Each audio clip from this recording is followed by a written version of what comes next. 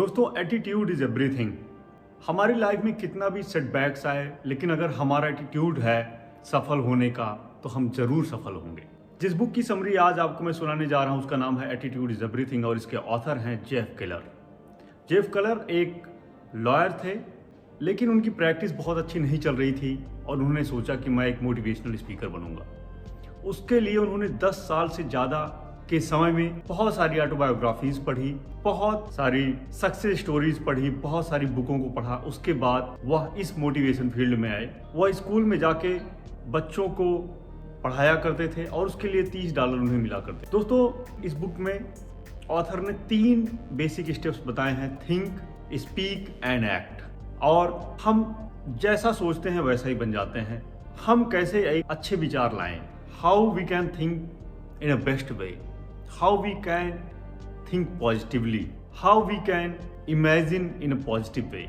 दोस्तों, जब एक छोटा सा बच्चा होता है वह गिरता है उठता है, वो गिरता है उठता है और उसे कुछ फर्क नहीं होता। लेकिन जैसे जैसे हमारी उम्र बढ़ती जाती है, because of criticism, because of conditioning from parents, from friends, from teachers, जो हमारी विंडो है वो डर्टी हो जाती है। जो हमें देखने का नजरिया होता है हमारा, वो उसमें डर्ट आने लगता है, वो थोड़ा सा गंदी होने लगती है। तो हमें अपने विंडो को हमेशा क्लीन रखना चाहिए। जितना देखने का नजरिया हमारा दुनिया को अच्छा होगा, उतने ही अच्छे हम सोच पाएंगे और उतना अच्छा ही विचार हमारे पास आएगा। और जितना ही अच्छा विचार आएगा उतने ही अच्छी तरीके से हम एक्ट कर पाएंगे और उतने ही अच्छी तरीके से हम एक्शन ले पाएंगे और उतने ही अच्छा रिजल्ट आएगा। तो दोस्तों, लाइफ में जितने भी चैलेंजेस आए, लेकिन एक एटीट्यूड अगर अच्छा होता है तो कोई भी इंडिविजुअल अपने गोल को अचीव करता है। दोस्तों, इस बुक में जेफ केलर ने बहुत सारे सक्सेसफुल लोग जैसे कि Jim Rohn, Zig Ziglar, Winston Churchill, Tony Robins,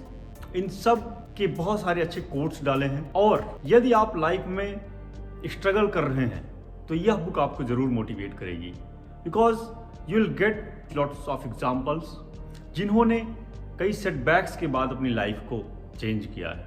basically यह बुक 3 फंडामेंटल्स पे बेस्ड है। यह बुक 3 स्टेप्स पर बेस्ड है। 1 is think, 2 is speak and 3 is act. दोस्तों, हम जैसा बोलते हैं वैसा ही बन जाते हैं। बेसिकली जैसा हम बोलते रहते हैं, हमारे सबकॉन्शियस माइंड में उसी तरीके के विचार आते रहते हैं। सबकॉन्शियस माइंड्स का हमारी बातचीत से बहुत ज़्यादा अच्छा रिलेशन है और गहरा रिलेशन है। सबकॉन्शियस माइंड का हमारे बात करने से बहुत गहरा रिलेशन है। तो हमेशा पॉजिटिव बोलने की कोशिश करनी चाहिए। जब हम पॉजिटिव बोलते हैं तो सबकॉन्शियस माइंड और हमारी कंडीशनिंग अंदर से पॉजिटिव होती जाती है और हम अपने आप को बिलीफ दिलाने में सफल होते हैं।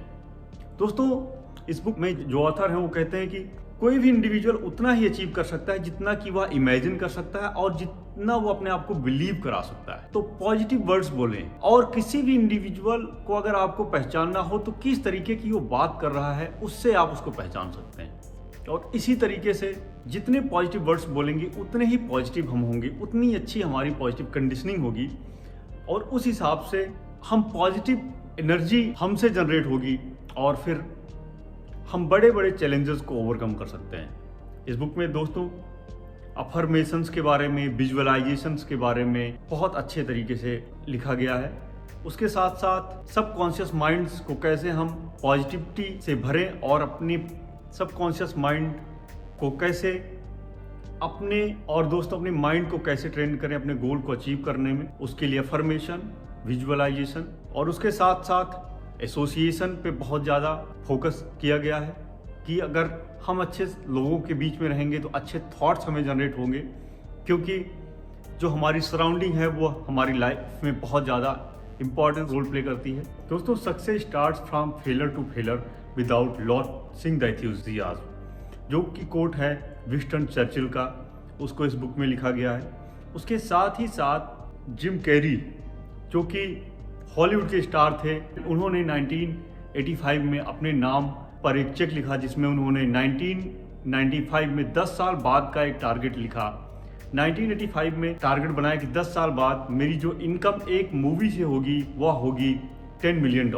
और उस कार्ड को वो अपनी जेब में रखते थे और दिन में एक बार देखते थे। और दोस्तों, और उसके बाद 1995 में उनको हॉलीवुड की एक मूवी मिली जिसमें उनको $10 मिलियन पे किया गया।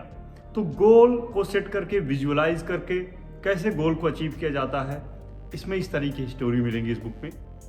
दोस्तों, पॉजिटिव सोचने के लिए हमारी विंडो का क्लियर होना बहुत ज़रूरी है।